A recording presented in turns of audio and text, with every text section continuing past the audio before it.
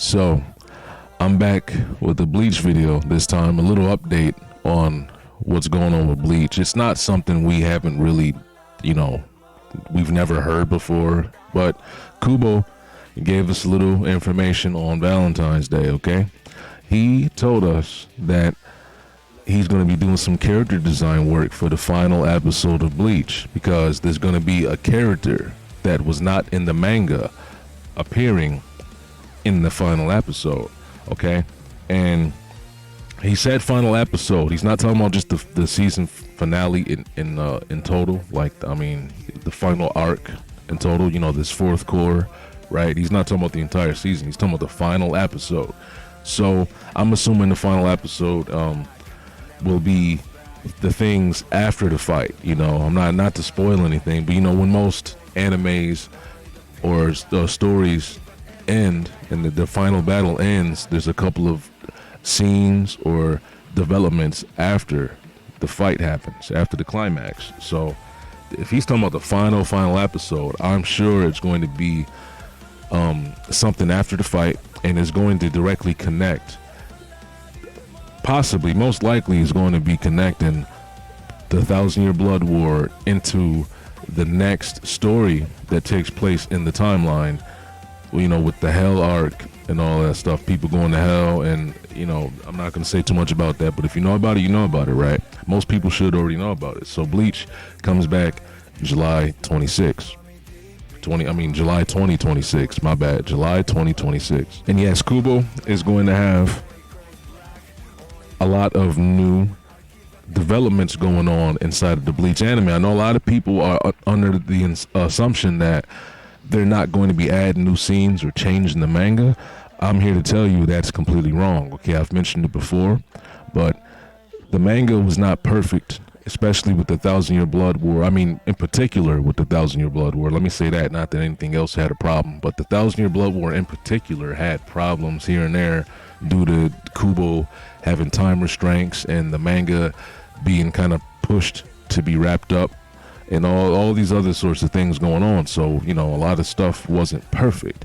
And he's been taking the liberty ever since the first season of the Thousand Year Blood War to kind of go in and he's changing things, and the introduction of characters are different, and there's certain developments that are not the same exactly, or just a new developments or plot points being added on in general, right? So like even the very first episode, the Ichigo saving those Soul Reapers, that did not happen in the manga, but even the introductions, like I said, those are being done different and better. Renji, he's getting better fights. Uryu, he's going to get better fights. All these characters that weren't really important, like the Goten 13, all of those people.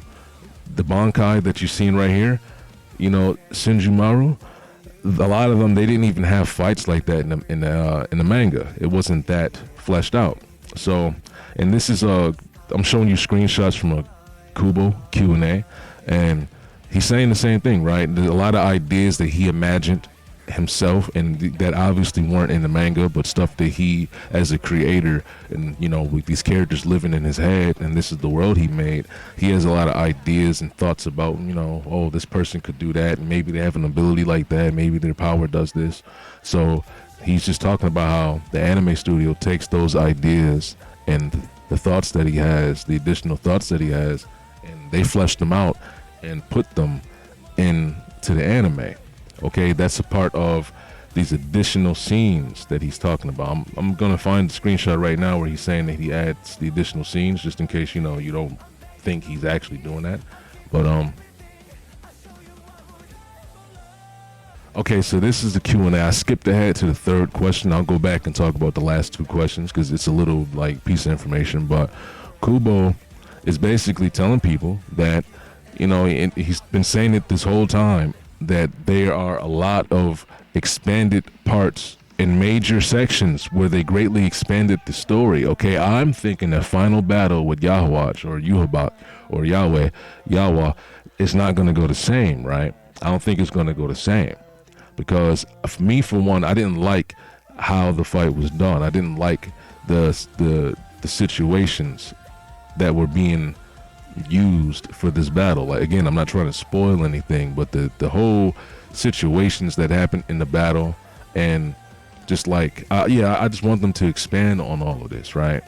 And like he's saying, there are parts that weren't in the original manga, and when he's done it in the anime, he feels like he has to really make sure it's done good, right? Since it's like something that he didn't even do in his manga. He wants to make sure it's handled carefully. He wants to make sure it's implemented in a way that he would be able to implement it in his manga, which would be him going all out, right? Which he didn't really go all out in the Thousand Year Blood War, like I said, because he had complications and problems and whatever, you know, it was a situation going on.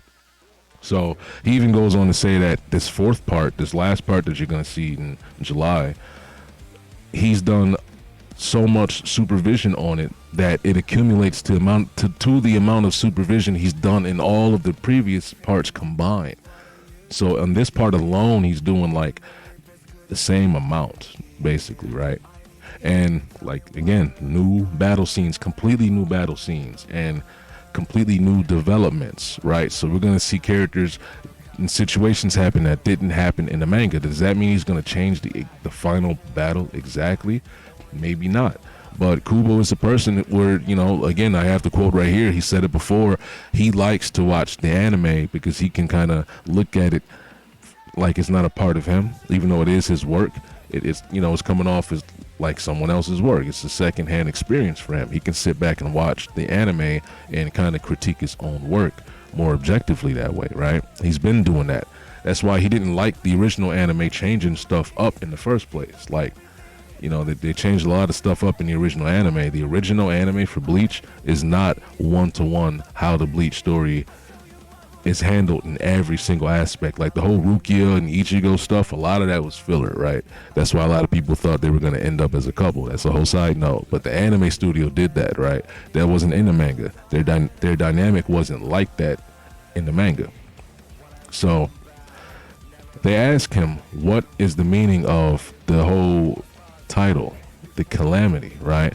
And we see here in Japanese Kakushintan, the calamity story, right? That's the word, and then he shows the kanji that he's using for Kaku Wazoi, meaning calamity, right?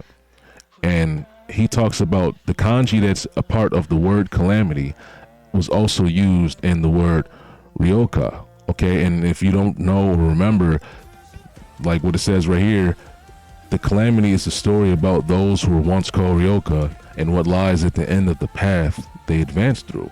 And if you don't remember, the ryoka are these people right here, right? This, and oh, I didn't even notice he went extra far with that, right? This was the original Soul Society invasion arc. The word ryoka, if you didn't know, it means wandering evil or traveling evils, right? Also another word for intruder, right? They were the intruders. They were the wandering evils going around the Soul Society. They broke in. They weren't welcome there. That's what the you know, that's what the captains referred to them as. These ryoka. They're in the Soul Society. They're invaders, right? And I didn't notice that Kishimoto literally parallels the same exact image from around when that invasion arc started, right? So that's kind of perfect. I didn't notice he did that. And he goes on to talk more about the title Calamity. It's the tale of what they stepped into once they reached the furthest point forward. That's the kind of idea I had in mind when naming it.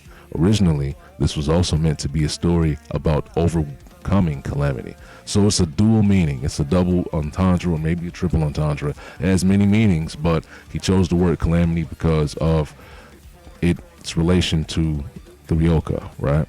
The invaders. They're the invaders. They are the calamity in a sense, right? This is like his play on words with it, okay? They are the calamity, overcoming the calamity.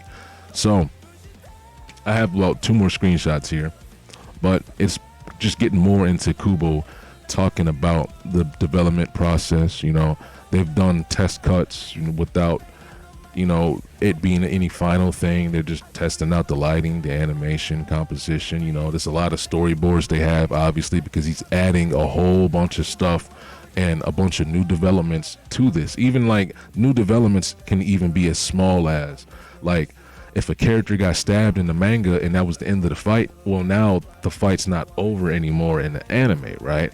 And it's also literally what he said earlier, what I showed you earlier, that it's completely new story points and developments that were not in the manga at all that we're going to be seeing. Okay, so in this, mind you, this interview, these screenshots I'm showing you from this interview are from a couple months ago.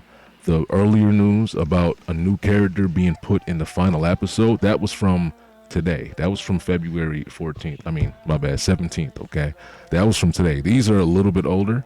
Not super old, but still relevant because, again, this is coming out soon, and Kubo is talking about, again, adding new things. Today, he talked about adding new things. In the past, he talked about how he's adding all sorts of brand new things, and a lot of people still say today, I hear him say it all the time, he's not going to change how the final stuff went in the manga.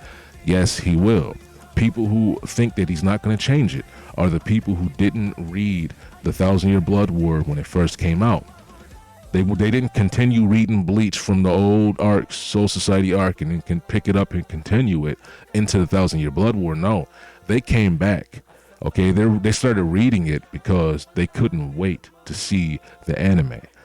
They only started seeing and experiencing the 1,000-Year Blood War through the anime. The anime cleaned up the whole story. When you go and read the manga after you watch the cleaned up version of it, it's going to be harder for you to point out, what is somewhat, I guess for lack of a better term, like what's inferior in the manga. Because, it doesn't even matter if you at that point anymore. If you thought that the fight was cool in general, when you see it in the manga and it's like, it's less of those new developments happening, it's still going to be a generally cool fight to you, right? For me, when I see the manga first, like with I can't even think of whose fight as an example right now. That's my fault. But let's just go with Kenpachi right now. If I didn't like the Kenpachi fight in the manga and then I watched the anime, I see it made it better. I can see it made it better. You can say the reverse, like, okay, I can tell the fight was worse in the manga. But a lot of people don't think like that. They just say it's the same fight, bro. It's just animated. I heard a lot of people say it's the same fight, bro. I'm thinking to myself, it's not the same fight. They actually changed a lot of stuff and added more scenes to make the fight feel like it's more of an even fight, or the one character is actually stronger than he was. So it actually makes them feel like they're actually the training paid off and all the other sort of stuff, right? I'm probably ranting at this point, okay? But my point is, if you read the manga, you look forward to all the changes that's going to happen in the anime. If you didn't read the manga, you're going to enjoy the 1,000-Year Blood War still, okay? You have nothing extra to look forward to. But just know, this is going to be amazing, okay? That's all I really have to say left. I just wanted to get this news kind of out there in a video. I like making Bleach videos. I probably will, when the final part comes out, I'll start making videos kind of analyzing the differences between the anime and the manga. When it's all said and done, I'll go back and give comparisons. For maybe not, I'll try to do everything if I can, but I might just pick and choose certain things and certain things that weren't the same when they animated it, and whether it was a better choice or not, right? So that's it for me though. I'm out. I'm gonna see y'all around, okay?